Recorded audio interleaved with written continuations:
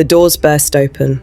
Dong stepped inside, his eyes cold and steady, his voice low but full of restrained anger. I never have to repeat myself. If I do that, there is a huge problem. Let SA go, and that includes every other girl that has to work here unwillingly.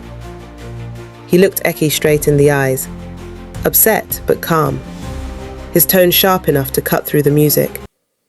That was the night everything changed, for SA, for Eki, and even for him. But before that moment, before Dong's warning froze the entire club, none of us could have guessed how it all began, with a 20-year-old girl from Benin City, Nigeria, chasing a dream that turned into something else entirely. I worked at Eki's club in Itaewon, South Korea. From the outside it looked normal, lights, laughter, music, but inside it was something darker. Eki was our boss, a Nigerian woman from Benin City, about 45, sharp eyes, calm smile, always pretending to care. She told people she helped young girls find jobs in Korea, salons, restaurants, clothing shops. But once they arrived, she took their passports and said they owed her $50,000 for travel and paperwork. From that moment, they were trapped. SA arrived one warm evening, small, polite, holding a pink handbag, wearing a plain yellow dress that looked too simple for the club's lights. Eki smiled at her like a friendly auntie and said, "Welcome to Korea, my dear. You'll make good money here."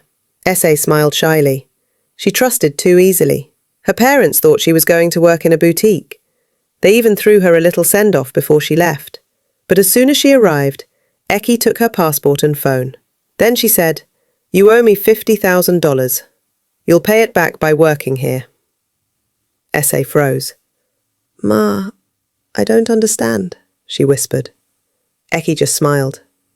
"You will." That first week, SA hardly spoke. She cried quietly most nights. Sometimes I saw her sitting in the hallway, hugging her knees, lost in thought. One night I brought her food and said, "Eat something." She looked at me with red eyes and whispered, "I just want to go home." Those words hurt, because deep down I knew nobody ever went home. A week later, Eki came downstairs in a red dress, perfume strong in the air. She said, "SA, tomorrow you're meeting someone special. Be good. He pays very well." SA looked frightened. "What if I don't want to?" she asked softly. Eki's smile disappeared. "Don't embarrass me. You owe me." That was the night SA met Dong. At the time, no one in the club really knew who he was. People just whispered that he was quiet but powerful, always followed by serious-looking men. He was 35, Korean, tall, calm, with tattoos curling up his arms and neck. He wore a long silver necklace that caught the light against his black shirt, a heavy silver bracelet, and an expensive wristwatch that gleamed whenever he moved. Small silver earrings and a nose ring completed the look. Everything about him said control and confidence. People said he ran a business empire, part clean, part questionable. But nobody ever asked him questions. And though he looked cold, he had a soft side. He'd seen his mother suffer when he was young, and that memory never left him. SA was terrified that night. A black car picked her up, two quiet men in front. They drove her through the city to a large mansion behind tall walls. She told me later that when she walked inside, Dong was sitting at a long dining table. The silver chain on his chest glinted under the light, and his watch shined as he lifted a glass of water. He looked up and said softly, "Have you had something to eat?" SA shook her head. He nodded once and pointed at the table. "Sit down. Eat," he said quietly. She didn't move at first. He noticed her fear and said again, even gentler, "You haven't eaten all day."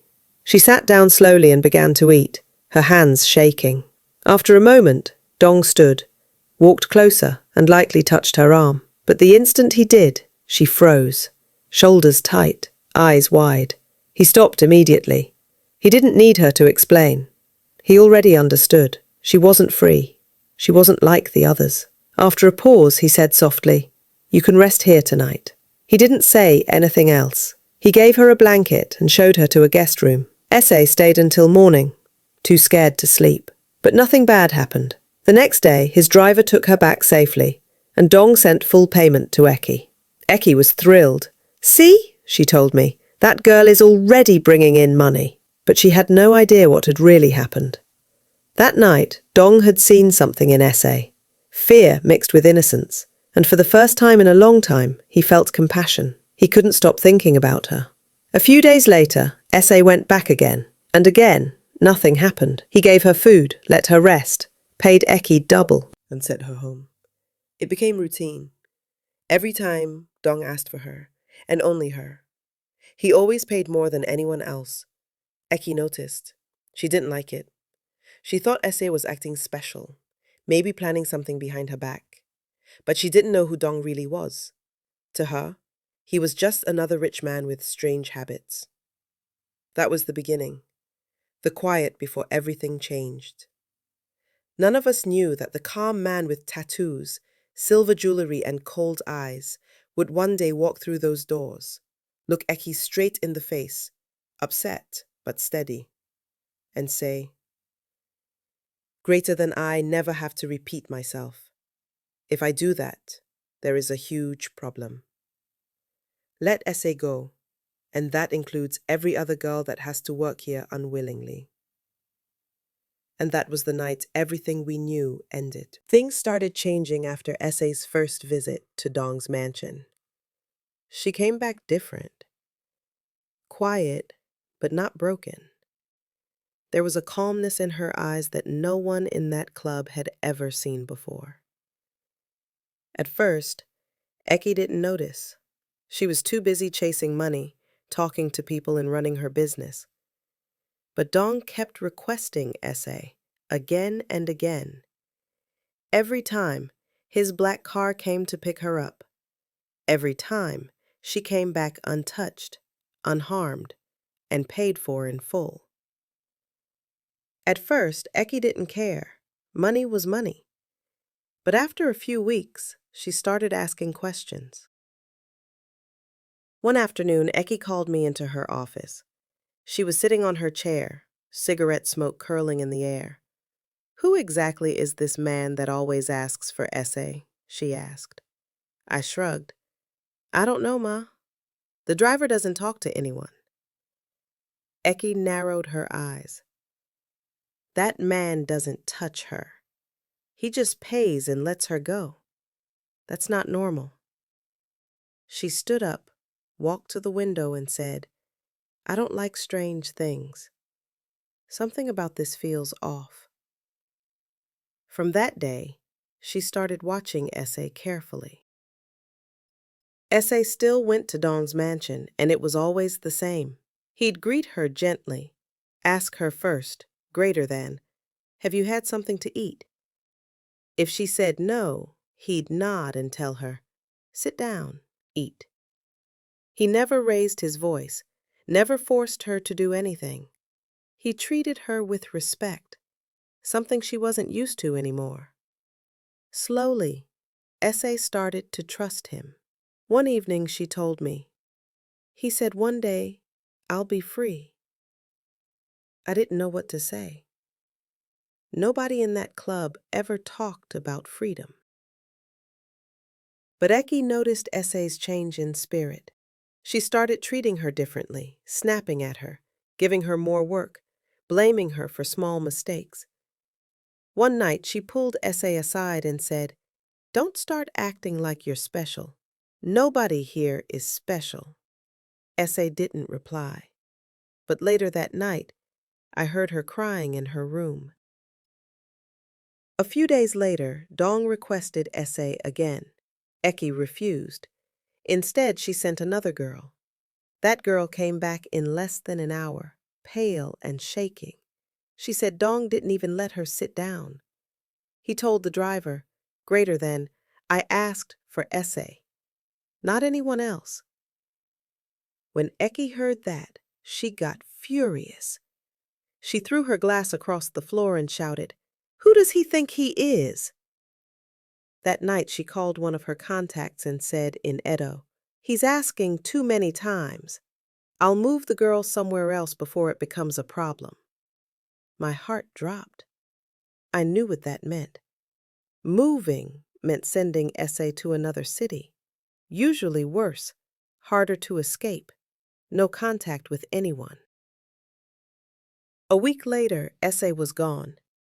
Eki moved her quietly, told everyone not to ask questions. So when Dong's driver came the next day, Eki smiled and said, "Oh, Essay isn't around. She traveled." The driver just nodded and left without a word. Eki laughed. "She won't find her way back here again," she said. But she didn't know who she was dealing with. 2 weeks later, late one night, my phone rang. It was Essay. Her voice was shaky. "He found me," she said. "Who?" I asked.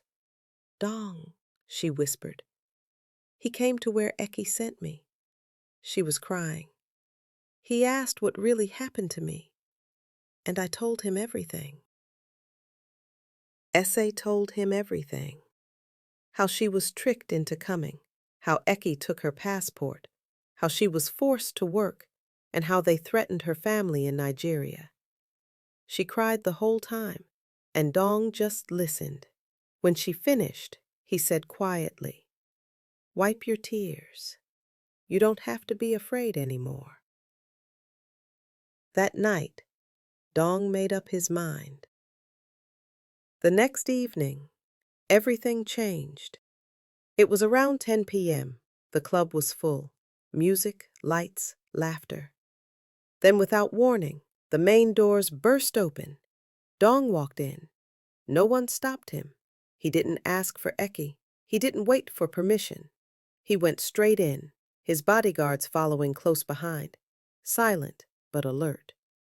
He wore a black shirt with his silver necklace hanging low, a shiny bracelet on his wrist, and an expensive watch that caught the light with every step. The entire club went quiet. Even the music stopped mid-beat. Eki was standing near the bar. When she turned and saw him, her face froze. She tried to smile, but her lips trembled. "Oh, Mr. Dong, what a surprise," she started to say. But Dong didn't let her finish. He looked her dead in the eyes, calm, serious, but burning inside, and said, "I never have to repeat myself. If I do that, there is a huge problem.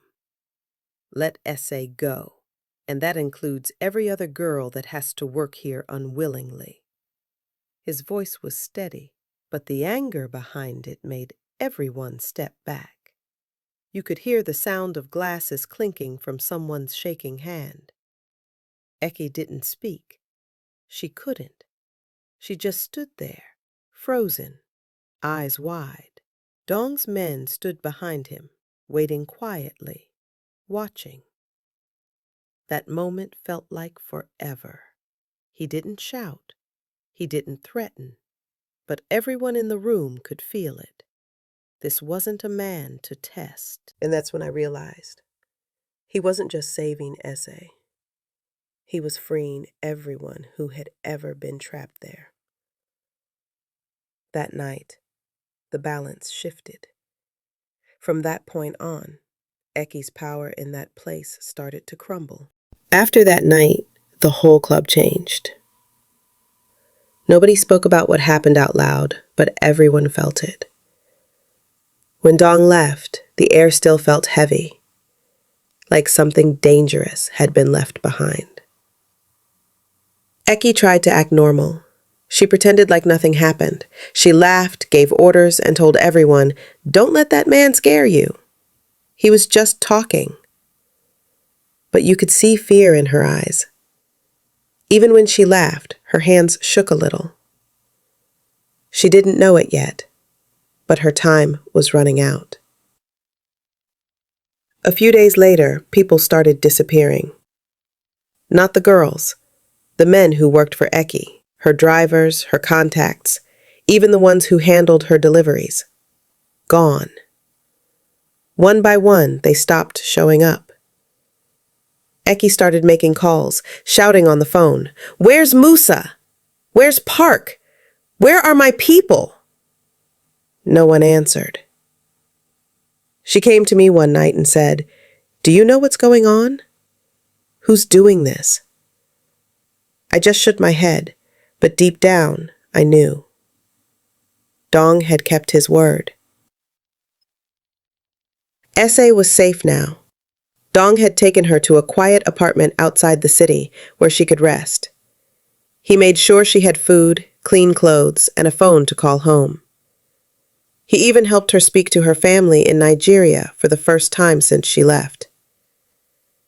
I heard from Essay later that when her mother's voice came through the phone, she broke down crying. Her mom cried too, both of them just thanking God and saying her name over and over. Dong was there the whole time, standing in the background, saying nothing. When Essay hung up, she said softly, "You don't know what you've done for me." He just nodded and said, "You don't have to thank me.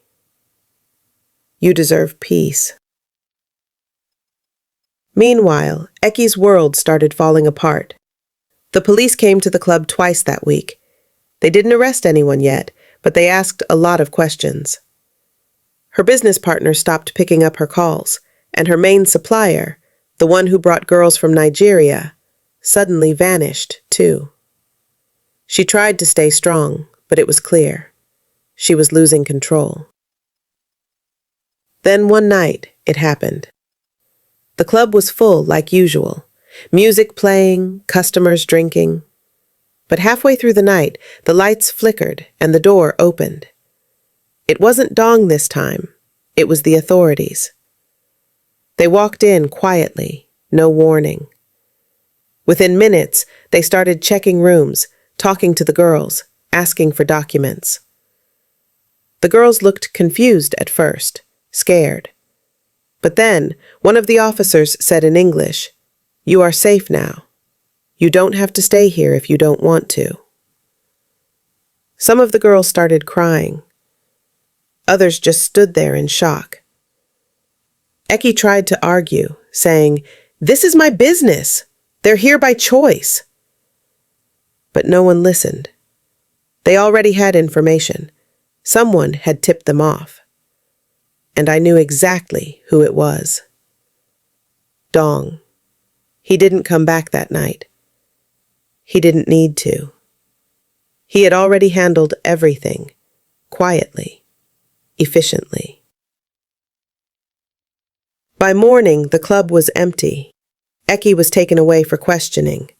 The girls were moved to a safe place run by an organization that helped victims like them. And just like that, the place that once controlled so many lives was gone. I saw Essay again a few weeks later. She looked different, healthy, smiling, her hair neatly done. She wore a simple dress and held a small phone in her hand. She hugged me so tight I could hardly breathe. "I wanted to thank you," she said softly, "for being kind when you didn't have to." I told her she didn't owe me anything. She laughed a little and said, "Dong told me to start dreaming again, so I am." Dong kept his distance from the public eye. He didn't show up at the safe house or the police station. But everyone knew he was watching from behind the scenes, making sure no one touched those girls again. They said he made calls, pulled strings, and quietly shut down anyone connected to Eki's operation. No one dared rebuild it. Eki had thought he was bluffing that night, that he was just another man trying to sound tough. But she was wrong. When Dong gave a warning, he meant every word. He didn't raise his voice. He didn't need to. A month later, I left that life too. I packed my things and got a small cleaning job at a cafe. For the first time in years, I could sleep without hearing music or shouting in my head. Sometimes Essay came by to visit. She'd bring me snacks and talk about her plans. She wanted to go to school again, maybe study nursing. And every time she mentioned Dong, there was a softness in her eyes, the kind of look you give someone who changed your life completely. The last I heard, they were still in touch. He didn't rush her. He gave her space, time to heal, and slowly, love grew between them. Quiet, real, simple. Some people said they eventually married and moved to another city. Others said they left Korea for good. All I know is this. Dong kept his promise. Ese got her life back. And the club that once broke so many girls never opened again. That's how everything ended. Not with noise or fighting, but with a quiet man keeping his word. After the club closed, everything changed. The noise, the lights, the pain, it was all gone. For the first time in years, the air around Itaewon felt calm again. The girls who had been trapped there were moved to new places, safe homes where they could rest and rebuild. Some went back to Nigeria, others stayed in Korea. Ese stayed. She wanted a fresh start. She said she didn't want her life to end in fear, and Dong made sure she got exactly that. He didn't rush her. He gave her time, space, and peace. He made sure she had her own place, her own documents, and even her own bank account. He said quietly, "You need to have control over your own life again." Ese told me later that those words hit her deep. Nobody had ever said that to her before. Nobody had ever seen her as a person. Until him. The first few months were quiet. Dong didn't visit often. When he did, it was never loud or romantic. He'd stop by with food or books. Sometimes he'd just ask, "Are you eating well? Are you sleeping okay?" And every time he spoke, his voice stayed calm. The same tone that used to scare people now sounded gentle. Ese told me once, smiling, greater than, "He doesn't say much, but you can feel his heart in the silence." She started going out again, little walks at first, then English classes. Later she began helping other girls at a small shelter. She told them her story, carefully, without tears. And every time she did, another girl found the courage to speak too. One day she called me after her shift and said, "Guess what? I'm studying nursing." I laughed and said, "You always had the heart for it." She replied, "Dong said I should help people the way I wish someone had helped me." That's when I realized he wasn't just protecting her. He was helping her heal. Dong, on the other hand, had changed too. He stepped away from most of his old business. People said he sold a lot of his companies and started something new, something clean, a logistics company, quiet but successful. He didn't talk about his past anymore, and no one dared to ask. Sometimes I'd see them together, in a cafe or walking near the river. He still dressed the same, black shirt, silver necklace glinting in the sun, bracelet on his wrist, expensive watch ticking softly. But now, the look on his face was different, calmer, softer. He looked like a man who had finally found peace. A year later, Ese invited me to a small gathering. Nothing fancy, just a quiet dinner with a few friends. When I arrived, I noticed her smiling more than usual. She was glowing in a simple white dress. Dong was there too, sitting at the corner of the table, smiling faintly, something I had never seen before.